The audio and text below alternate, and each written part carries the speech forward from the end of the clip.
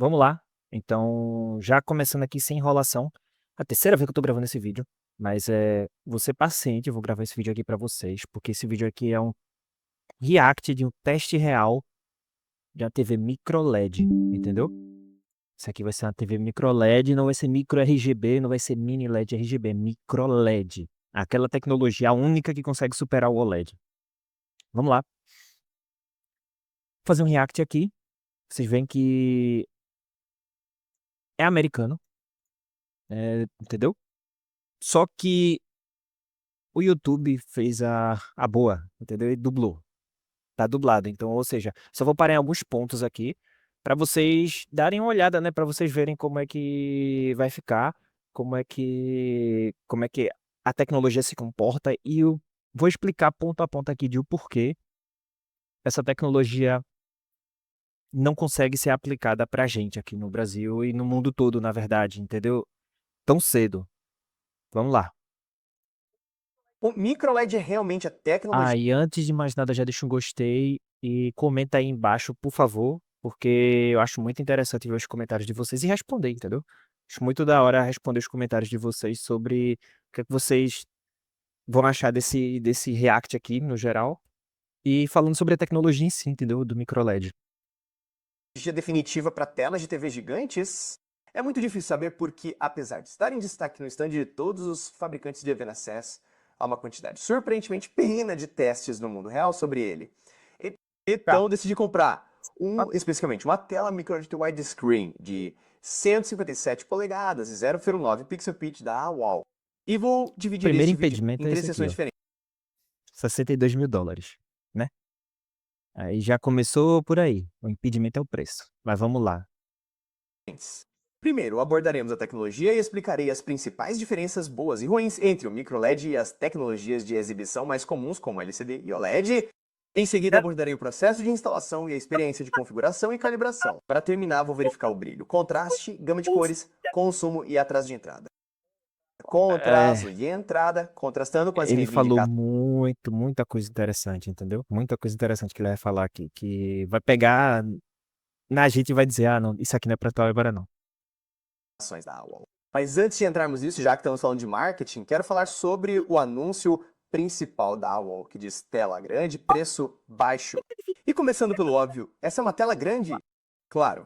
E o microLED é, na verdade, a única maneira de obter uma tela de visualização direta maior que 116 pol.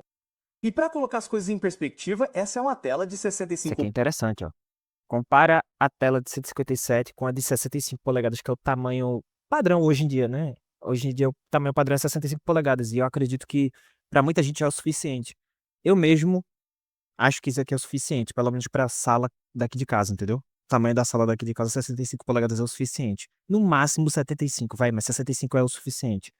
Mas olha o tamanho de 65 comparado com a tela dele de 157. Interessante. pol, e o Shake é o tamanho de tela mais comum usado em 2026. Depois, passaremos por Ó, uma tela de 85 já 85 acho pol, que em grande pra determinado momento caramba. foi considerada enorme e é 70% maior em termos de área de tela, do que uma tela de 65 pol. Aqui está uma tela de 97 pol, que é atualmente o maior LED que você pode comprar e custará US $25.000 pela versão da LG. Aqui está uma tela de 116 pol, que é a maior tela baseada em LCD disponível, encontrada especificamente no Hisense 6X de US $20.000. E na CES 2026, a Samsung anunciou recentemente que vai fabricar uma TV LCD de 130 polegadas em algum momento de 2026, e é assim que ela seria. E ainda não há preço oficial disponível, mas imagino que terá um preço entre US $4.000 e US $50 Sim, mil. sim. E minha tela da UOL não é diretamente comparável devido à sua proporção de aspecto Vamos personalizado. lá, vamos pular um pouquinho aqui. Primeiro, todos os microLEDs, independentemente da marca, são modulares. A causa principal dos microLEDs serem muito caros é isso aqui. E ele vai explicar pouco a pouco, entendeu? Mas em resumo, a gente tem que avançar muito em tecnologia ainda para conseguir uma tecnologia dessa em um painel comum, entendeu? Que é esse painel de tecnologia de televisão que a gente tem hoje em dia. Os módulos AWOL de 27 polegadas diagonais permitem configurações personalizadas. Organize-os da maneira que quiser para obter o tamanho de tela ideal para seu espaço e hábitos de visualização usando apenas estes módulos. E minha tela específica tem 6 painéis de largura e 5 painéis de altura. No entanto, ao contrário de TVs LCD e OLED, que têm tamanhos e pitch de pixel variados, de modo que uma tela de 50 polegadas e uma tela de 116 polegadas têm a mesma resolução 4K, o pitch de pixel em um Isso aqui é interessante, porque isso aqui é o pixel do microLED, entendeu? Olha como eles ficam bem organizadinhos, bem separadinhos aqui. Muito da hora. microLED é o que mais contribui para seu custo. E com pixel pitch de 0,9 milímetros, cada gabinete de 27 polegadas tem uma resolução de 640 pixels de largura e 360 pixels de altura. 300. Isto quer dizer que para se ter uma tela 4K16 nova verdadeira, seriam necessários 6 painéis de largura e 6 de altura. Dito isso, a regra geral para densidade de pixels é que se você multiplicar o pixel pitch por 10, isso lhe dá Olha aqui o pixel em ativo, entendeu? Nada de painel atrás, nada de LED. Bem semelhante ao OLED. A única diferença é que ele não dimeriza, em primeiro lugar, e segundo, não tem burn-in. a distância de visualização em pés, onde os pixels individuais são indistinguíveis. Em telas com pitch de 0,9 milímetros, ninguém notará pixelização a 2,7 metros ou mais, mesmo com visão perfeita é garantido, sem dúvida. E, na prática, como alguém que passa muito tempo observando telas de forma crítica e escolhendo cada detalhe, é a resolução. E o pixel pitch são um problema completamente irrelevante na tela. Embora o conteúdo 16:9 seja exibido em 3200 por 800, o que é 83%.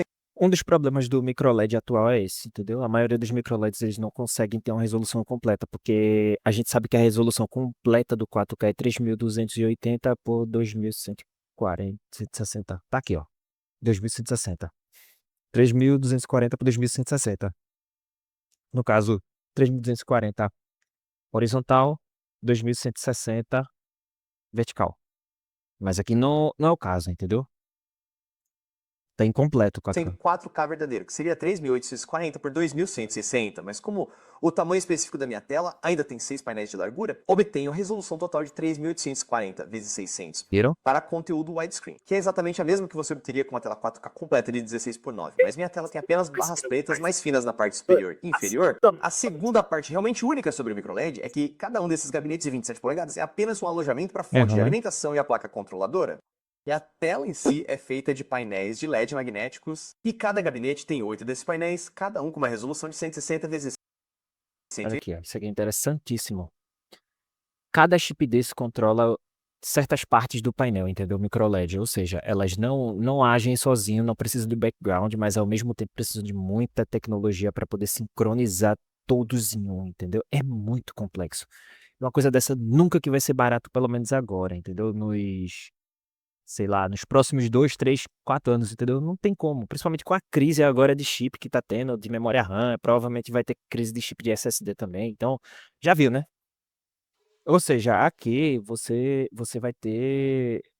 tem uma peça muito cara e um tamanho muito pequeno. Já matei a charada aí. E cada pixel é feito de LEDs vermelhos, verdes e azuis separados para um total de 86.400 LEDs por pequeno quadrado magnético e há pouco menos de 700.000 LEDs por gabinete de 27 polegadas. Do ponto de vista logístico, o microLED tem uma grande vantagem sobre TVs extremamente grandes, pois elas podem ser transportadas e instaladas peça por peça, em vez de precisar manobrar uma TV inteira de 12T de largura vezes 6 pés de altura até a sua sala de estar. E do ponto de vista de durabilidade e facilidade de manutenção, se um painel for danificado, todo o processo de substituição e recalibração pode ser feito em menos de 5 minutos com apenas uma ferramenta de ventosa. E a substituição de fonte de alimentação e placas Sim. controladoras é igualmente trivial. E é por essas razões que o microLED é extremamente comum em feiras e shows, onde os monitores precisam ser constantemente desmontados, transportados e realocados. Mas o pixel pitch usado nesses monitores é geralmente de 6 milímetros ou 10 milímetros, o que significa que eles precisariam ser vistos a 60 ou 100 pés de distância. Entenderam? Um dos problemas do microLED é esse. Você não pode ficar muito perto, senão você vai ver a divisão, entendeu? Dos microLEDs. Agora, a desvantagem óbvia da modularidade é que, em vez de uma única tela de vidro liso e uniforme, você obtém uma tela que é composta de 200 Isso aqui, ó. Não sei se vocês estão conseguindo enxergar aí, o vídeo tá em 4K, mas eu vou manter assim por via das dúvidas, para não tomar nenhum copyright. Mas tá aqui, ó. Tô vendo essas divisões, essas linhas aqui horizontais e verticais. É a divisão do painel, entendeu? Os microLEDs ainda têm essas divisões de painel. O que acontece? Se você estiver muito perto, você vai conseguir ver essas divisões. Isso vai atrapalhar a sua experiência, entendeu? Você vai perder mais do que ganhar. 240 pequenos quadrados e alinhá-los e nivelá-los perfeitamente para que não haja bordas entre eles é uma tarefa e tanto. E para ser completamente honesto, eu não consegui deixar os meus tão perfeitos quanto os que vi na CS, onde você pode ficar apenas alguns centímetros da tela e não ver nenhuma emenda. Olha aí. Mas da minha posição normal, a cerca de 3 Tá metros vendo de que você consegue ver as linhas, ó, mesmo que elas sejam muito, muito imperceptíveis.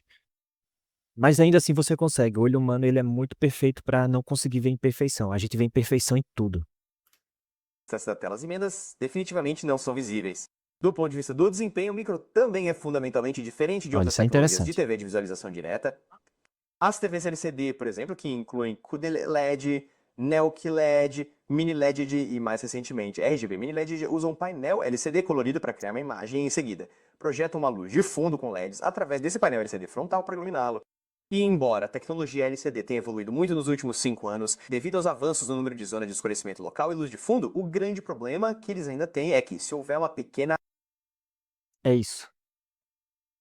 O grande diferencial do microLED e do OLED é esse. Não precisa nem explicar muito para vocês. Eu só pausei aqui só para ter o exemplo mesmo, entendeu? Que é o famoso blooming. área brilhante em uma tela quase escura, toda a zona de escurecimento precisa ser iluminada para iluminar aquele ponto brilhante. E o resto da zona de escurecimento, que deveria ser preta, também será iluminada. E chamamos isso de florescimento. E o OLED, por outro lado, que inclui QT-OLED, WRGB OLED, é autoemissivo, o que significa que cada pixel cria sua própria luz e não precisa de luz de Exato. fundo. E não precisa. Portanto, quando um OLED tem alguns pixels brilhantes em um fundo escuro, ele não precisa iluminar os pixels pretos ao redor. E é por isso que o OLED é normalmente considerado rei em termos de Uhum. níveis de preto e contraste. O microLED também é uma tecnologia autoemissiva, portanto, não há luz de fundo para causar florescimento. E um pixel branco totalmente iluminado pode ter um pixel completamente preto bem ao lado dele, sem florescimento e com muito pouca margem. Mas uma grande vantagem do microLED em relação ao LED é que, diferentemente dos compostos orgânicos de LED usados para fazer OLED, os LEDs inorgânicos em um microLED não são propensos a queimar. E o outro aspecto exclusivo é que cada LED não é coberto por uma lâmina de vidro, como em um LCD ou OLED. Em vez disso, a superfície de cada pequeno neo de microLED é muito mais fina, o que na minha experiência cria menos halo, que até mesmo um OLED pode ter ao redor de texto. Efeito Halo. Vou explicar um pouquinho para vocês. A maioria das TVs mini LED tem blooming. Só que vocês também têm um pouco de efeito Halo. Por quê? Por causa do vidro, entendeu? Que fica na frente da tela. O que é que isso causa? Isso causa uma espécie de efeito blooming, entendeu? Entre aspas. Eu vou dizer a vocês que no OLED eu já tive um pouco disso, principalmente quando o brilho tá muito alto. A gente pensa que não, mas pronto, se você colocar uma TV OLED com brilho no 100, num lugar escuro, você vai ter um efeito um efeito Halo. Por quê? Porque ela é muito brilhante, entendeu? Por mais que tenha essa de o OLED não é tão brilhante assim, entendeu? Principalmente se comparado com o mini LED, isso eu concordo. Mas ainda assim elas são muito brilhantes. E se você colocar no 100, você vai ter um efeito Halo nesses, por exemplo, nesses textos aqui. O que acontece? Eu tirei esse efeito Halo baixando o brilho da TV. Tem como tirar? Beleza. Some o efeito Halo. Em compensação, você perde. A imagem fica dimerizada, entendeu? Você perde aquele boom do HDR. Até o mesmo o SDR fica muito escuro. Pós e contras de você ter uma tecnologia assim. Mas, ao mesmo tempo, o microLED não tem isso, entendeu? Olha aqui, eu até pausei aqui porque nas outras gravações que eu tava fazendo, eu pausei aqui também. E é pra vocês perceberem. Não sei se a tela de vocês vai dar pra ver, mas aumentem o brilho no máximo da tela de vocês, que eu acho que vocês vão perceber, principalmente se o celular de vocês forem OLED ou a tela de vocês vocês estiverem assistindo na tela OLED, não sei. Mas isso aqui é muito interessante, muito interessante. Branco e um fundo preto. Em um fundo. E a maior vantagem desse revestimento de microLED em relação ao vidro comum é o fato de que um painel de microLED quase não tem reflexos.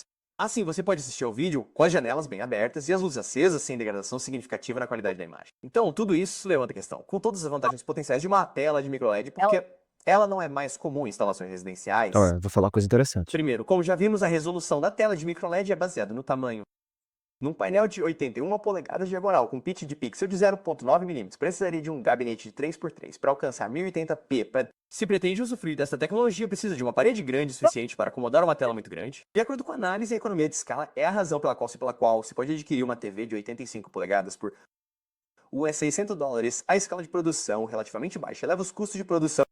Ou seja, que ele tá falando que fica inviável você ter uma tela dessa, entendeu? Porque o custo de produção é muito alto ainda, muito alto, entendeu? Não vale a pena. De cada painel microLED. Se o microLED se tornar comum, você pode esperar uma queda nos Exato. preços. Mas por enquanto cada peça individual é relativamente cara em comparação a um LCD ou OLED. Olha Terceiro, o preço embora a AOL disso. esteja vendendo essas peças para uso residencial, elas ainda parecem muito como um produto comercial. E comprá-las e instalá-las não é como levar para casa uma TV da Best Buy na Olha parte aí. de trás do seu SUV. Isso me leva à próxima sessão, que é o processo de instalação e minhas experiências até agora com a tela. Supondo que você mesmo vá lidar com a instalação antes que sua tela microLED chegue, você precisará fazer uma preparação significativa. Para energia, a minha tela de 157 exigiu 3 tomadas atrás dela em um circuito de 15A, além de 18 cabos Cat 6 a uma sala separada. Isso aqui é muito interessante. Pausei aqui porque vocês já estão percebendo. Não sei se vocês sabem o que é um cabo de internet, um RJ45. Ele tá usando o Cat6 aqui. Eu comprei o Cat6 para melhorar a latência entre meu PC e o roteador, e etc, entendeu? Cabo Cat6 é para melhorar a latência, ele passa até 10 gigas de largura de banda por segundo, 10 gigabytes por segundo. Para vocês terem uma noção, o cabo HDMI 2.1 ele passa 48 gigas por segundo, entendeu? É 4 vezes mais, 4 vezes mais. Aqui vocês estão percebendo que você tem que ter toda uma estrutura muito bem preparada, entendeu? Você tem que colocar esses cabos Cat6 para conectar cada painel daquele, que nem eu mostrei para vocês no começo. Não vou nem voltar aqui, mas pronto, esses painéis aqui que vocês estão vendo, nessa telinha pequenininha, você tem que ter esses cabos Cat6 para poder conectar cada cabo desse, para conectar atrás num servidor. Vocês já vão ver. Mas só por isso vocês já percebem que é inviável o microLED hoje em dia, né? Mesmo que seja melhor que o OLED. Para o controlador. Feito isso de acordo com as especificações da AOL. Cortei 3 folhas de compensado de método de 3/4 pol de qualidade para móveis em tamanhos personalizados, e as montei nas vigas para que cada gabinete tivesse um ponto de montagem seguro. Então, quando sua parede AW chegar, o próximo passo é alinhar e prender cada gabinete usando um sistema de conexão bastante fácil de usar, para que as costuras fiquem perfeitamente alinhadas. Os fios de energia e dados são então roteados pelos gabinetes, e então os painéis de LED magnéticos são instalados e nivelados, o que provavelmente é a parte mais importante e demorada de toda a construção. E dependendo do seu nível de perfeccionismo, você pode passar dias fazendo microajustes nos ímãs para tornar todas as costuras dos painéis completamente invisíveis. Mas você também pode fazer a correção das costuras no software mais tarde para compensar com as pequenas imperfeições. Esse daqui é o sistema de calibragem da TV, entendeu? Cada painelzinho desse. Muito interessante, muito interessante. Mas isso aqui é muito industrial ainda para grande massa, entendeu? Para mim, para você, para todo mundo. Muito industrial ainda, entendeu? E a maioria das pessoas não vai ter paciência de fazer isso aí, esse tipo de calibragem, montagem. E nem vai ter o dinheiro também, né? Vamos ser sinceros. E quando você tiver toda a tela física no lugar, você acaba com algo como isso, que fica a cerca de 2 polegadas da parede, o que significa 3/4 de polegada de compensado e 1/4 de polegada de tela. E minha tela eventualmente será cercada por ripos de madeira que a deixarão mais próxima de uma montagem embutida e esconderão as tomadas elétricas e os fios dos alto-falantes, mas ainda não cheguei a esse ponto. E quando a tela estiver totalmente montada, a última etapa é configurar o controlador para saber exatamente onde cada painel está localizado na tela. E quando você tiver tudo mapeado, a TV estará pronta para exibir algum Eu conteúdo. acho que aqui todo mundo já entendeu que o microLED não tá pronto, né? Eu acho que sim. Porém, a gente vai continuar assistindo porque acho muito interessante. Se você chegou aqui, provavelmente você também acha interessante. Mas tem outras coisas ainda a mais que tem que melhorar nessa tecnologia que eu vou falar pra vocês, que a gente vai dar uma olhada, entendeu? Porque realmente falta muito ainda pra essa tecnologia chegar pra gente. Vamos lá. Mais ou menos. E isso me leva ao que talvez seja o principal motivo pelo qual acho que os microLEDs não são mais comuns para uso residencial. Isso aqui. Eu esperei ele terminar de falar, por isso que eu pausei 2 vezes. Mas tá vendo aqueles cabos que eu falei pra vocês do Cat6? Olha eles aqui em cima, ó. Eles aqui em cima e eles conectam aqui diretamente no servidor para poder fazer a conexão e você poder configurar eles, entendeu? De forma individual para sincronizar eles e formar aquele painel gigante.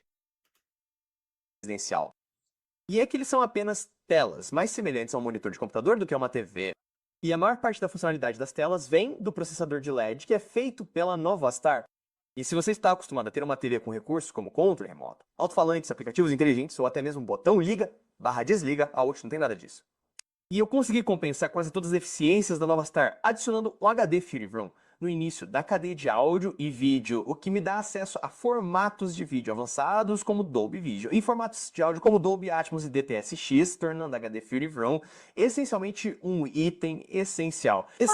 Mas quando você combina o preço de US$ 600 da Vroom com um bom controle remoto universal e alguns relés inteligentes para controlar a energia, você adiciona US$ 1.000 extras ao preço da sua wall apenas para obter todos os confortos normais de uma TV. Ou seja, vocês viram tanto de aparato que é para colocar só para fazer uma micro LED funcional, estilo TV moderna. No entanto, parte da dor de cabeça de usar um controle como o Nova MX40 também vem com benefícios que você não obtém com uma TV normal. Especificamente, o controle Novastar é muito poderoso em termos de dimensionamento e camadas. Assim você pode colocar até 4 entradas diferentes na tela ao mesmo tempo, em qualquer arranjo e combinação de tamanho que desejar. E eu configurei pessoalmente um Multiview que tem 4 telas equalizadas 16:9, cada uma com seu próprio Fire Stick, uma com uma única entrada 4K grande e 3 entradas 1080p na lateral. E configurações separadas para conteúdo IMAX 16:9 e CinemaScope 2.4, um verdadeiro. E o Novastar permite que você configure cada um desses layouts como uma pré-definição que você pode então recuperar com a API da web. Utilizando o Home Assistant, implementei automações que detectam mudanças de atividade no controle remoto Sofa Batom. Essas automações via Node-RED chamam uma pré-definição específica para cada atividade utilizando a API web da Novastar. E no geral, depois de um pouco de tentativa e erro, essa solução acabou sendo surpreendentemente simples e robusta, considerando que está orquestrando 10 dispositivos de 5 fabricantes diferentes. Mas essa é basicamente a mágica do Home Assistant. E continuando, a última questão restante é se o desempenho pode corresponder ao custo. E isso significa que é hora de usar os medidores. Começando pelo brilho, medindo o pico de brilho com Kalman e Ultimate usando um colorímetro C6 e uma janela de 25%, o wall apresenta entre 85 e 820 nits. E enquanto uma TV LCD como a Heinz 116 UHX de US$30.000 pode apresentar números de pico de brilho incríveis próximos a 7.000 nits em uma janela pequena de 1%, concentrando toda a energia naquela zona de luz de fundo, graças a fontes de alimentação independentes para cada gabinete de 27 polegadas, o wall garante brilho máximo constante independentemente do tamanho da janela. Isso aqui é muito interessante, porque as televisões de hoje em dia, você bota no 1%, janela de 1%, vamos dizer que 1% é menor do que isso daqui. Ela brilha entre 800 a 1000 nits, 1500, vamos botar aí 1500 nits que é a média hoje em dia. Mas se tu for para uma janela completa, que nem tá essa aqui agora, ela não passa de 300 nits, 400. Já o microLED não. Por ele ter as placas individuais, pelo menos esse painel em si, né? Você não tem só o brilho de 800 nits em uma janela de 1%, mas sim de 100%. Ou seja, a tela independente, ela brilha 800 nits 100%. Ou seja, a uniformidade é perfeita, entendeu? A uniformidade é perfeita, basicamente. Atingindo até 840 nits em um padrão de tela cheia. No entanto, o AOL lista o pico de brilho em 12.200 nits, não 800. Mas para obter isso, você precisa ir até o controlador de LED e selecionar habilitar o Overdrive, o que permite aumentar o brilho para um máximo de 144%. E fazer isso te deixa bem próximo de 1.200 nits, sem nenhuma degradação real na qualidade da imagem. Mas pelo preço que paguei por essa TV, não vou fazer nada que possa diminuir a vida útil dos LEDs. E para ser totalmente honesto, 800 nits já é uma quantidade absurda de... Olha isso. Janela aberta. Dá pra ver que a janela dele tá aberta. Olha o contraste disso aqui. Tá vendo o sol aqui. Aí tem aqui, ó, embaixo todas as pedras pretas. Muito bom mesmo, velho. MicroLED. E a definição também, a nitidez, né? Você tem que ver que a nitidez tá ótima. Ótima. A gente sabe que você pega comprar uma nitidez no OLED com uma da mini LED, você vê que a nitidez da OLED excede, entendeu? Porque cada pixel se auto-ilumina. E se você pegar, fazer isso com uma micro LED, provavelmente ela deve ter uma nitidez maior, isso mesmo, maior, do que um OLED. Mas isso aí fica para teste. de brilho que fica ótima até em uma sala com as janelas abertas e as luzes acesas. E à noite, com as luzes apagadas 800 nits, é muito brilhante. E acabo diminuindo o brilho para cerca de 30%, o que dá cerca de 250 nits. E se você costuma usar projetores, para colocar esses valores de brilho em perspectiva, mesmo em uma tela branca de ganho 1.1, o projetor precisaria ter cerca de Vamos lá. Eu pausei antes no vídeo anterior, do que eu estava gravando, e vou pausar aqui de novo. Isso aqui é uma diferença entre o microLED e o OLED. Vocês estão vendo aqui agora. Isso daqui não está 100% preto. E isso daqui não está estourado. Nem no OLED você consegue deixar isso daqui assim, com essa visibilidade, né? Nas cenas que são quase totalmente escuras. Nem deixar isso daqui estourado no quase totalmente claro, entendeu? Tipo, não fica totalmente escuro, nem totalmente claro. Nem no mini LED, nem no OLED vocês vão conseguir isso. Eu garanto. Eu garanto. Por quê? No OLED, eu já tentei fazer isso, inclusive. Essa cena aqui ficaria muito mais escura, entendeu? Meio que um Black Crush. Isso aqui ficaria mais escuro, perderia mais detalhes e tudo. Em compensação para não estourar essa parte aqui mais clara, entendeu? Já no mini LED seria o contrário. Os pretos estariam muito menos proeminentes. Isso aqui estaria com muito mais claridade. E esse daqui estaria um pouco mais estourado. Você não consegue achar um equilíbrio, entendeu? O OLED ele é um pouco mais escuro em tudo e o mini LED é um pouco mais claro. O micro LED não. Aqui você consegue uma cena quase escura, perfeita, e ao mesmo tempo você consegue um brilho perfeito, entendeu? No OLED aqui você não consegue esse nível de preto. Eu digo a vocês, você não consegue. Por mais que tenha o pixel e tal, o preto é perfeito e tudo. O preto sim é perfeito. Mas o nível de detalhes no preto não é perfeito. Nem no OLED, entendeu? Nem no OLED. Você tem que ajustar muito para conseguir isso. Mesmo assim, você ainda tem que fazer alguns sacrifícios. 17 mil lumens após a calibração para criar o mesmo tamanho de tela e emitir 800 nits. E isso em uma tela branca, o que é importante ter em mente, porque o verdadeiro diferencial aqui é o Olha aí. contraste. E o UOL afirma uma taxa de contraste de 15.000 para 1, mas não tenho certeza de onde esse número vem. Porque com um brilho máximo de 840 nits e um brilho mínimo de 0, o contraste é basicamente infinito. E mesmo com o meu padrão de contraste especializado que uso para evitar truques de escurecimento em projetores, o UOL tem a mesma taxa de contraste basicamente infinita devido à tecnologia autoemissiva. Basicamente. E esses são resultados semelhantes aos que você veria com o OLED, que também é autoemissivo. Mas o microLED parece ser um pouco melhor em lidar com os valores quase Olha pretos, aí, que eu onde falei. o OLED tende a ter um brilho mínimo um pouco maior. E o passo de totalmente preto para quase totalmente preto é realmente muito grande em OLED. Xen. E se voltarmos a Vamos voltar um comparar pouquinho. totalmente preto, Nessa cena aqui, o OLED, você não conseguiria ver isso aqui. Isso ia ficar muito mais escuro. A não ser que você levantasse mais as sombras, entendeu? E por consequência, a imagem ficaria um pouco mais lavada. Já no microLED não acontece. Por isso que o microLED é superior ao LED. Até nesse quesito de cenas quase escuras. para quase totalmente preto, é realmente muito grande em OLED. Xen. E se voltarmos a comparar um microLED com um projetor, a maior vantagem de um microLED é seu desempenho em salas iluminadas. Isso aqui eu vou mostrar pra vocês no próximo vídeo que tá aqui em cima. Calma. Vou avançar mais um pouco pra não ficar maçante aqui pra vocês.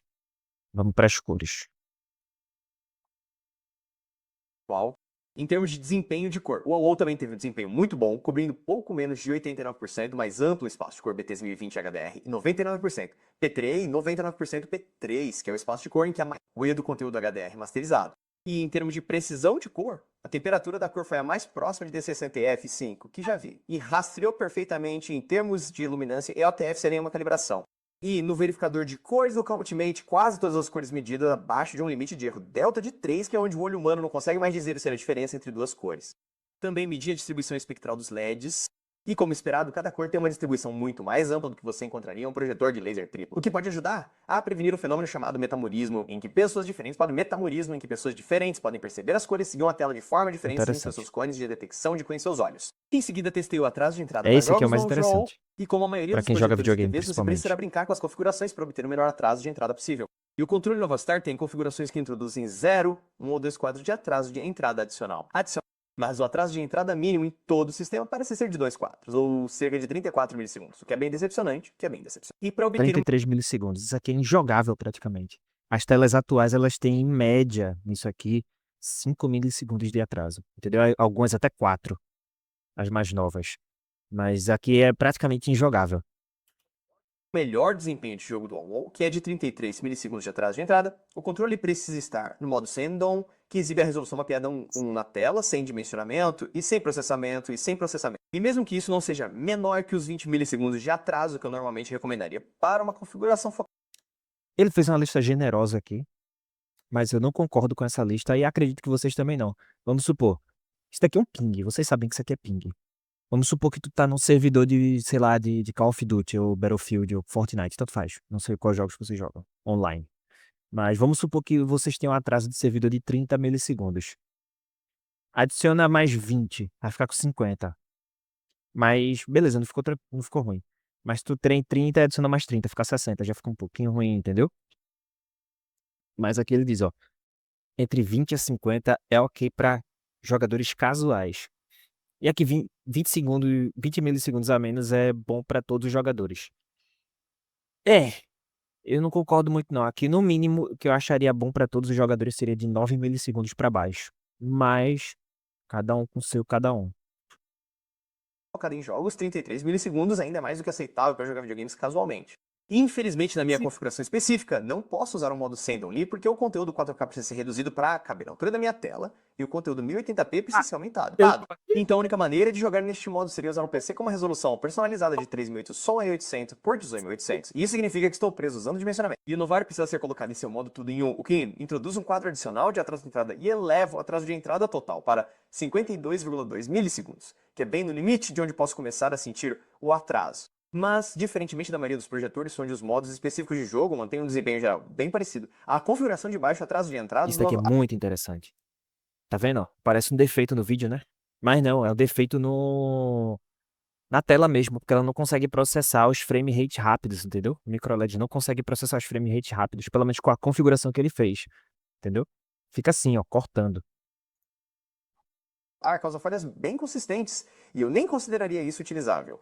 Em geral, a maioria pode esperar um atraso de entrada real de 4 quadros completos ou aproximadamente 78 Não dá. milissegundos. Embora isso esteja abaixo do limite de 100 milissegundos, onde você não consegue jogar em uma tela, 78 milissegundos ainda é bem ruim para os padrões atuais e limita os tipos de jogos que você pode jogar. E por último, uma das coisas mais estranhas e malucas sobre o WoW é seu consumo de energia. Especialmente porque a WoW menciona especificamente o menor consumo de energia em seus anúncios. Mas acho que é tudo mais baixo do que eu esperado, porque com 100% de brilho, a tela em si consome entre 900 e 1200 watts, e o controle Novar usa cerca de 72 watts. E isso significa que você pode esperar uma média de cerca de 1 kWh de consumo a cada hora que a TV estiver ligada, o que é definitivamente alto, mas sejamos honestos, se você não pode pagar 20 centavos por hora para assistir TV, provavelmente não compraria uma TV de US 50 mil dólares. No entanto, o mais estranho para mim é que reduzir o brilho para 30% quase não tem efeito no consumo de energia e os painéis ainda consomem 960 watts a um terço da potência. E o mais ridículo é que quando os painéis estão ligados, mas completamente escuros, sem sinal vindo do Novastar, eles ainda com 680 watts constantes no modo espera, o que Ou seja, mesmo o painel com as telas pretas escuras, ele ainda consome. Ou seja, isso daqui para consumo de energia vai ser muito alto mesmo. é completamente maluco, e no final das contas significa que os próprios micro-LEDs consomem apenas entre 300 e 500 watts e o resto são apenas, e 500 watts e o resto são apenas perdas na fonte de alimentação. Cada placa dessa consome determinadas energias, porque elas são ligadas individualmente, elas não são ligadas unidas, entendeu? Em uma só. Dito isso, o vídeo não acabou. Vamos para uma comparação entre um projetor e uma tela de micro LED. Só que aqui vai ser um pouco diferente, porque aqui não tem dublagem em português. Ou seja, eu vou logo para a parte que eu queria, que é essa parte aqui, ó.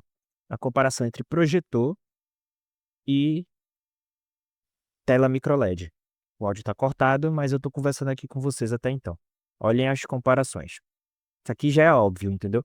Mas eu vou deixar claro para vocês que essa aqui não tá no brilho total dela, entendeu? Ele abaixou o brilho para poder ficar justo e outra para não estourar na gravação, porque geralmente uma câmera hoje em dia não consegue pegar o brilho completo de uma TV micro LED, entendeu? Olha a diferença.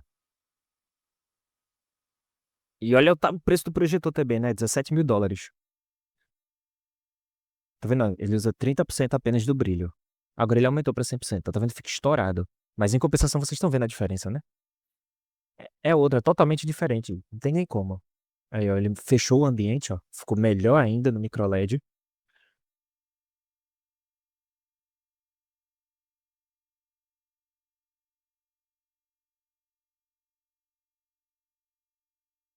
E agora o ambiente 100% escuro. Ficou melhor ainda, entendeu? O microLED parece mais escuro, parece que tá perdendo detalhes, mas não é bem assim, entendeu? No dia a dia você vê que isso aqui não acontece. Aqui parece que tem mais detalhes e é melhor, mas não, o microLED é bem melhor mesmo. LCD é disponível encontrado especificamente no Hisense 6 X de US $20.000. E na CES do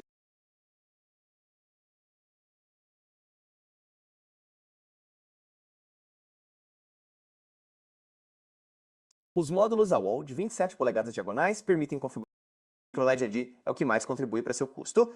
E com pixel pitch de 0,9 mm, cada gabinete de 27 polegadas tem uma resolução de 640 pixels de largura e 360 pixels de altura. 300. Isto quer dizer que para se ter uma tela 4K 16